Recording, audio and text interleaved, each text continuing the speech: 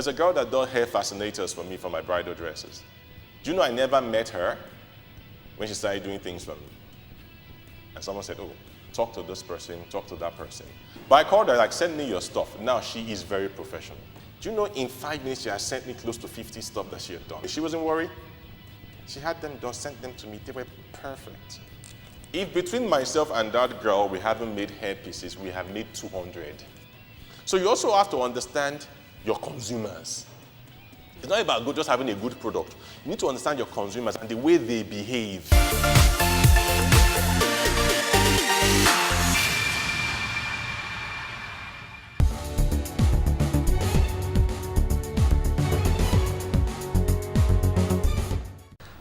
After the creation and production of fashion pieces, the marketing and distribution is a whole new industry that has opened up several job opportunities.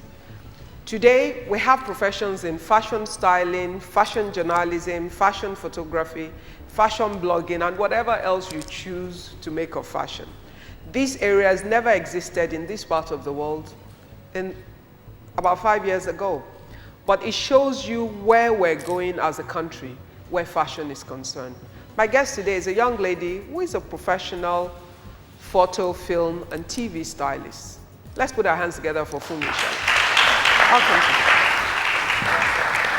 Now, Funmi is a professional photo, film, and TV stylist, as I said earlier. She studied botany and microbiology at the University of Ibadan and went on to learn professional styling from the British College of Professional Styling in Oxford, England. She's worked with several fashion magazines in Nigeria, and she recently became the editor of Today's Fashion magazine, an Afrocentric magazine published by City People Media. Let's put our hands together for Funmi. Botany, microbiology. Do they dress up, or how did fashion styling come into that? Maybe dress up with leaves, but really, no, I'm just joking. I know. Why did I go into botany and microbiology? Initially, you know how it is in Nigeria, your parents want you to be either a doctor or something, and I was supposed to go for medicine, but I didn't get the cutoff mark, and I decided to go for botany and microbiology. It was interesting at first, but I knew that wasn't exactly what I was cut out to do. And then eventually, after that's finished, you know, I went on to England. I was working, you know, as a project manager with Southeastern Trains. But when the recession hit, I was there between 2005 and 2011. Okay. But when the recession hit about 2007, I decided to, and I thought, okay, what can I do exactly to add value to my country? And I've really been interested in the entertainment industry, you know. I've actually been on set on some locations when I was just after secondary school, before JAM.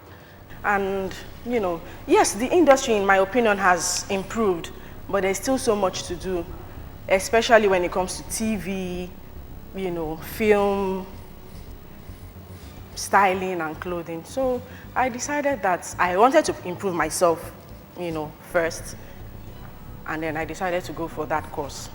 It's a diploma in professional photo, TV, and film styling. Okay. So what do you do?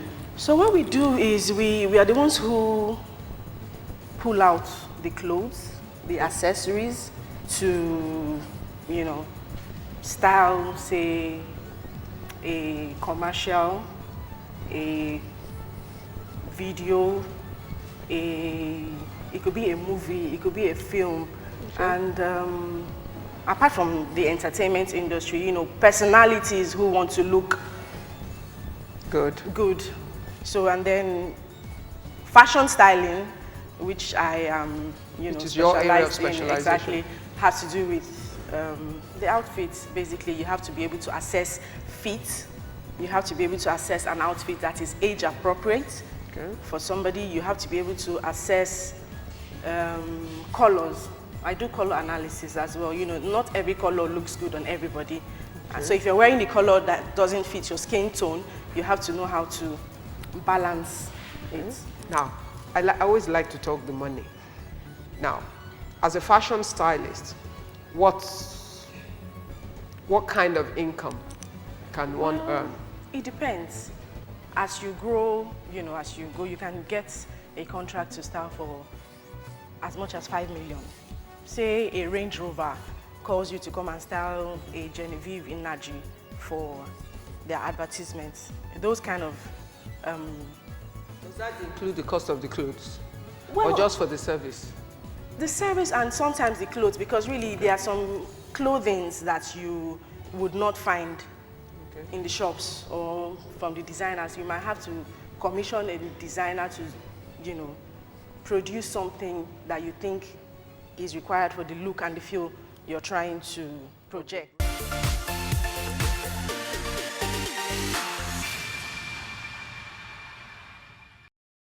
What do you need to take your business to the next level? Expert advice? Affordable financing? State-of-the-art technology? A partner you can trust. At First Bank, we can help with that. Visit sme.firstbanknigeria.com to find out how we can help you grow your business. First Bank.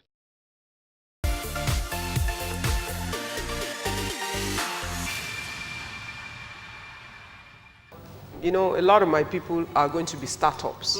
So if a startup fashion stylist or one of these young people is interested in fashion styling and gets all the knowledge and gets the feel and all of that, basic startup income, what would that be?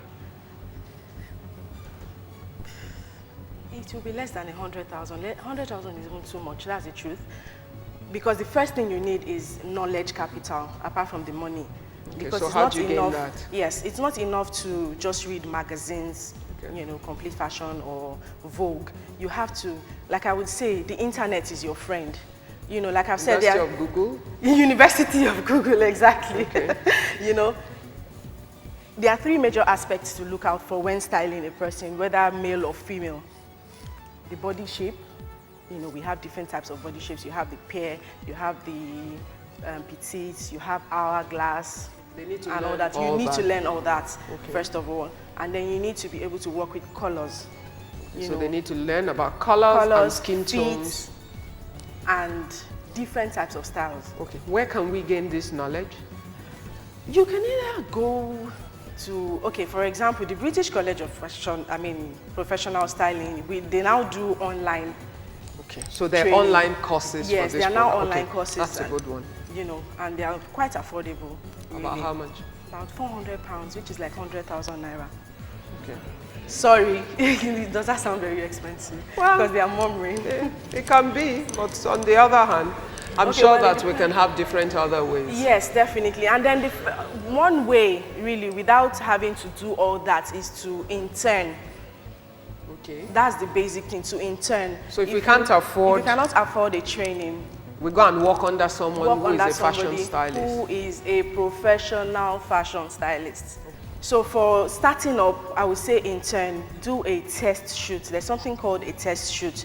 You can get an upcoming photographer, you can get an upcoming model. For the clothes, you can use your own clothes. Make friends with... somebody making clothes? Yes, even boutique owners.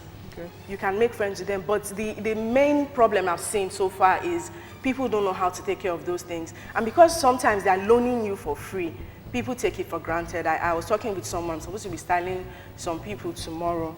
And then I said, oh, please, I need some shoes. And she said, sorry, Funmi, I cannot give you. Now come and see what they've done to my shoes. This, and those shoes are really expensive. There is a way to treat. You have to borrow and return with care. But really, you don't need much capital. Just go to a fashion stylist and ask to intern. There are quite a number of them. I know Vein Style, she's really good. There are so many other people that they are also coming up, and they can teach you so many things when it comes to styling. Thank you very, very much for sharing. And do you have questions for Funmi? Yes. We'll take your question first. I want to know all about photo stylist. Photo styling. Okay. I want you to talk more on hairstylist. I'll start with the photo stylist question. A photo stylist is someone who styles the look of a photograph. A photo stylist works in magazines, you know, like Complete Fashion that we all know. It's a photo stylist who's, well, the truth is, you have to be versatile. You have to, a stylist is a stylist, but then a photo stylist can also work as a fashion photographer. Okay. Because now you know how to work with pictures. You have to know the colors that look good on camera. You have to know the tones that would look, depending on the project you're working on at the time, you have to know how to, you know, balance the look in camera, because what you see in real life is not necessarily what will be on camera. They are two different things. So you have to know how the look will work on photographs. Does that answer your question? Okay. And then you talked about hairstyling. You know, we all have our different hairstyles. For a fashion stylist, you know, I have this plaque. I had to make it for different face shapes and the kind of hairstyles that suit them. You know, someone with a round face, I don't expect you to go and do a short bob because your face will only look even rounder. You know, you have to know what hairstyle will suit what, you know, face shape. I actually did a course as well in hairstyling with Avlon. You know, I know how to relax hair. Sometimes, okay, like I'm supposed to be styling Funke at Kindele. We don't know who her stylist, her hairstylist is. I just asked, what hairstyle do you have on? If it's just weave on, I have my wand, I have my straightener. I can do all that by myself. I tend to style my own hair by myself. So that's where versatility comes in. Versatile. Yes. Thank you very, very much, Funmi, for sharing. Thank you. Have a wonderful day.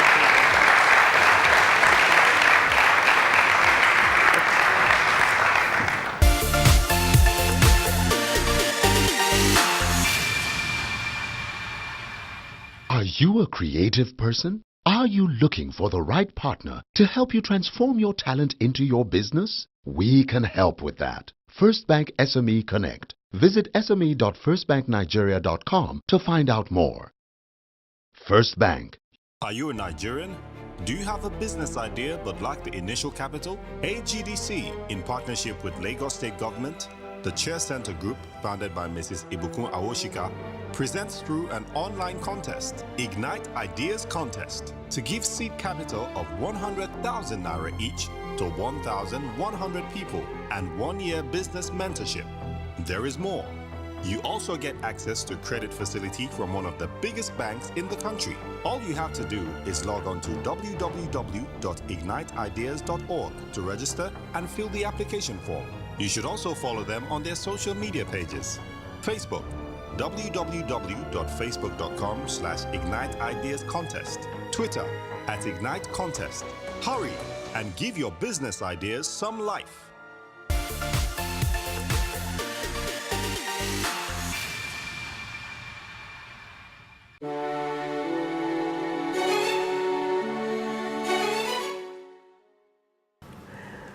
Any other question, something you've experienced that you're dealing with in building the business?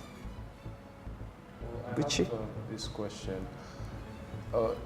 In the way I try to run my business and handle my clients, Yes. I try to do it like in a social way. So I operate on a social norm. We are family, we are guys, and then we're all cool and nice.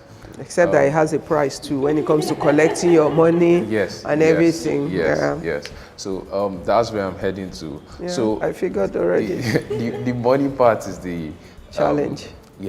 So when it's time for someone to pay up their balance, and then they're like, man, nigga, I don't have my guy now. Yeah, you know.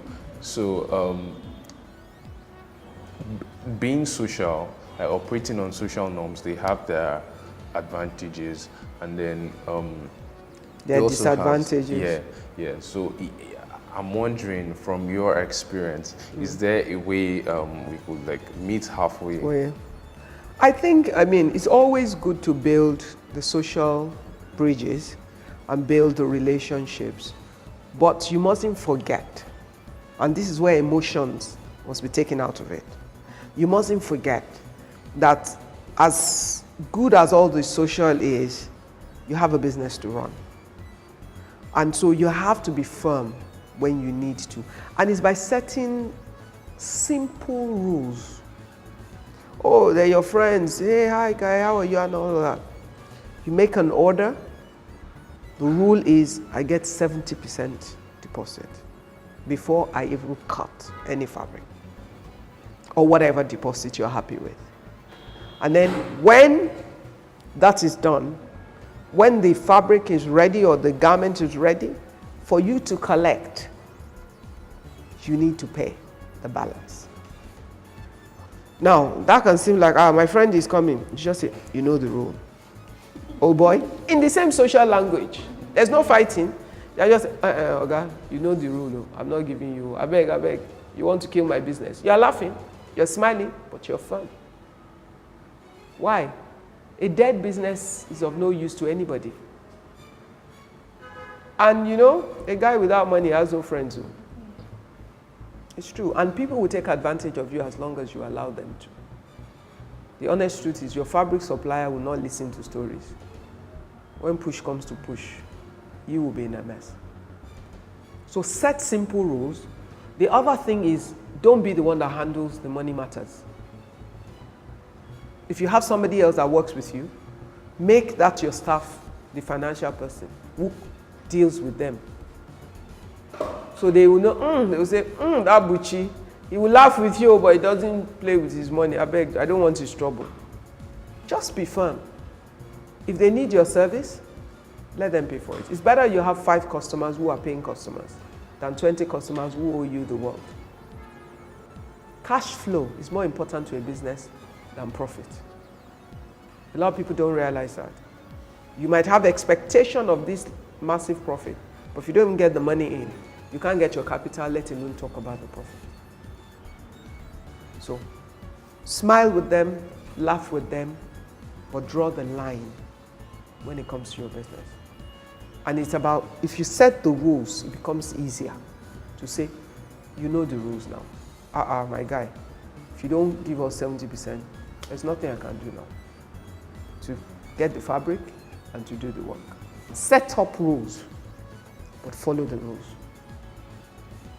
It's always our own inability to enforce the rules that allows people to take advantage of us. But if you know relationship will hinder you, give that responsibility to somebody else. Let somebody else who doesn't have that relationship with them be the one responsible for it. You say, you know my guy, he won't give you if you don't pay him. That guy can be the bad guy, and you can continue to be their friend. It's fine. Okay? But it's important that you collect your money. No cash flow, no business. Remember that. All right. Well, let me ask you, what's the future looking like for any of you? What are you looking forward to in future in terms of the business?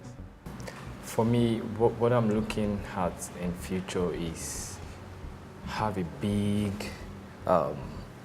company where shoes are being manufactured, have certain number of people working for me. Your long-term vision is to build a large shoe manufacturing company. Exactly. Great. For me, I still intend furthering my education. I also have flair for doing things with my hand. That is one thing. So that's the reason why I decided, okay, let me go into the bead making training. Okay, interesting. In the nearest future, we want to be able to create employment for young people. Now, what we are doing right now, we are doing it not just because, yes, it's a passion and all that, but we also know that there are a lot of people who probably love what we do, have same passion like we do. So we are looking at, okay, having a large retail store, growing our store and having a large retail store, and then opportunity to create employment for people. That's one of our goals. That's one thing that drives us. That, okay, we are not doing this just for ourselves, but we are doing it because we are looking at the long term of creating employment for people.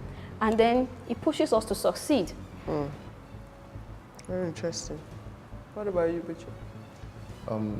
The vision is to build the brand to be large enough to sustain social cause. Yeah, we want to see how we could drive social causes using the brand as a vehicle, and also to actually change the game to see how we can do things in this industry that will create more value for clients than people ever thought necessary. Okay, interesting. Well, I mean, I like the linkage of your enterprise ambitions to job creation, because that is the key. It's important that we understand the responsibility that we have as entrepreneurs in terms of social change and changing our communities to our benefit anyhow. And it's interesting that your goal is linked also to a social cause, whatever that cause becomes at the end of the day, which basically fits the mantra, we can do good and do well at the same time, and is actually the best way to build. If you're building, not just driven by money. You see, profit in business is the byproduct of doing what you do well. But there are many more meaningful things that come out of building successful businesses. Doing it well will automatically give you profit, because that's what makes the business sustainable. But there are many more longer lasting legacies that we can build from building our businesses. And that's why being able to tie it to something tangible is more satisfying and gives us the necessary drive to keep going, because you can see something bigger than just money in your business. And his vision to build a big shoe factory in Nigeria is also laudable, in the sense that, I mean, think of it, a massive population. How many pairs of shoes can you imagine that you will sell in this country, especially if you do it right and you build right? All right? So don't get caught in this fancy, oh, I need to make the highest quality. You make the highest quality of what fits the market demand. Do you understand? Within the acceptable price bracket that the market can afford. Always important. All right? Well, I thank you guys very, very much for sharing your experience and your future. And I believe that you would all have a story to tell on the long run. I know his mind is already thinking of the next stage. But that's the mind of an entrepreneur, always thinking and dynamic. Thank you very much.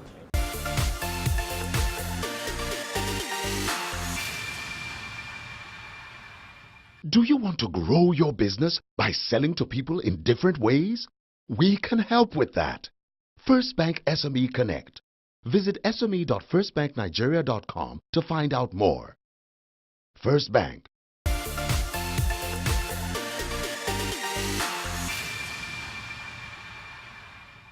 Send in your comments, questions, and shoutouts to our Facebook page, facebook.com/IgniteTV, Twitter/IgniteTVNG, and check out our website, www.ignite-tv.com. For extras on Ignite, visit our YouTube account on www.youtube.com/IgniteTVNigeria for lots more about the show and lots of useful information on building your business.